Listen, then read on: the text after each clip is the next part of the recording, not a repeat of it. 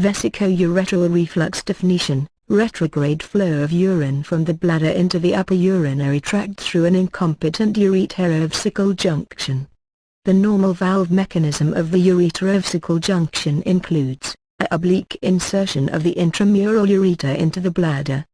The adequate length of the intramural portion of the ureter to act as a flap valve tunnel length to ureteral diameter ratio should be approximately 5:1 to prevent reflux. See strong detrusor support.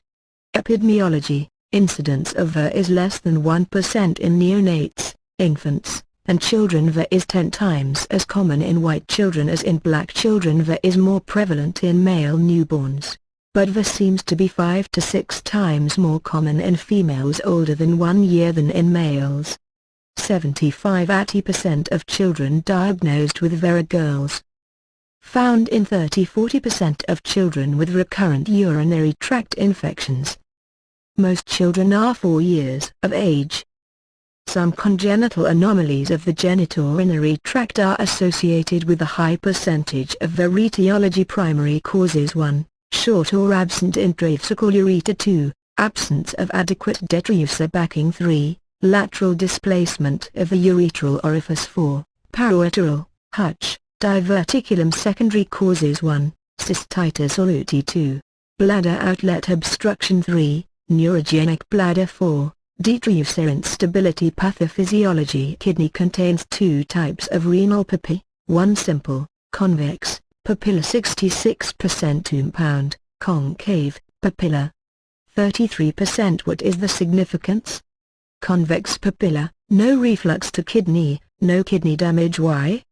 Possess oblique, slit-like, ductal orifices that close upon increased intrarenal pressure. Concave papilla, reflux to kidney, kidney damage. Why?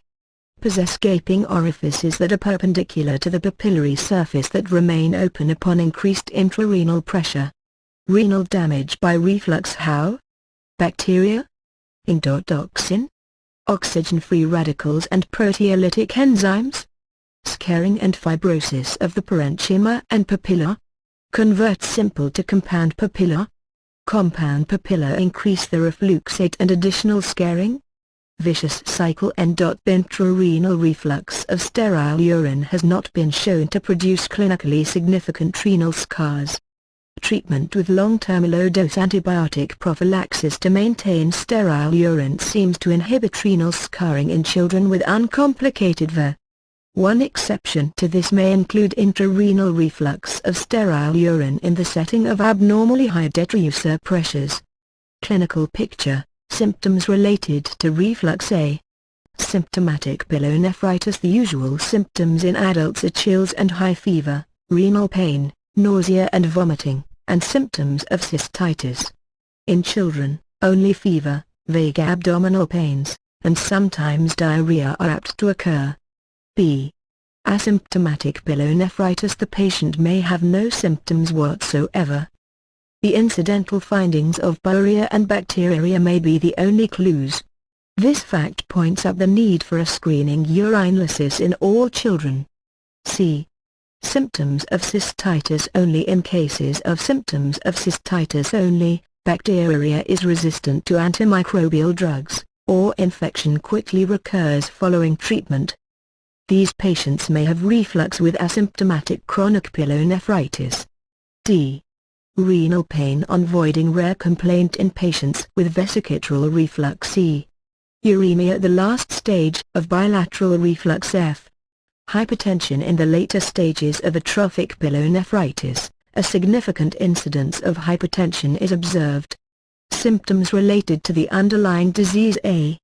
Urinary tract obstruction. Young girls may have hesitancy in initiating the urinary stream and an impaired or intermittent stream secondary to spasm of the periurethral striated muscle. In males, the urinary stream may be slow as a result of posterior urethral valves, infants, or prostatic enlargement, men over age 50. B. Spinal cord disease. The patient may have a serious neurogenic disease such as paraplegia, quadriplegia, multiple sclerosis, or Meniere's-Miller-Cell. Symptoms may be limited to those of neurogenic bladder, incontinence of urine, urinary retention or large residual volume, and vesical urgency. Physical findings during an attack of acute pyelonephritis: renal tenderness may be noted. Its absence, however, does not rule out chronic renal infection. Palpation and percussion of the suprapubic area may reveal a distended bladder secondary to obstruction or neurogenic disease. The finding of a hard midline mass deep in the pelvis in a male infant is apt to represent a markedly thickened bladder caused by posterior urethral valves. Examination may reveal a neurologic deficit compatible with a paretic bladder. Grades: depending on the degree of retrograde filling, dilatation of the renal collecting system.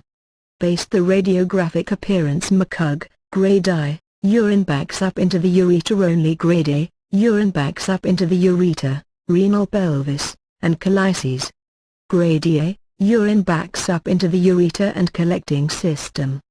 The ureter and pelvis appear mildly dilated, and the calyces are mildly blunted. Grade IV, the ureter and pelvis appear moderately dilated, and the calyces are moderately blunted. Grade V, the pelvis is severely dilated, the ureter appears tortuous, and the calyces are severely blunted.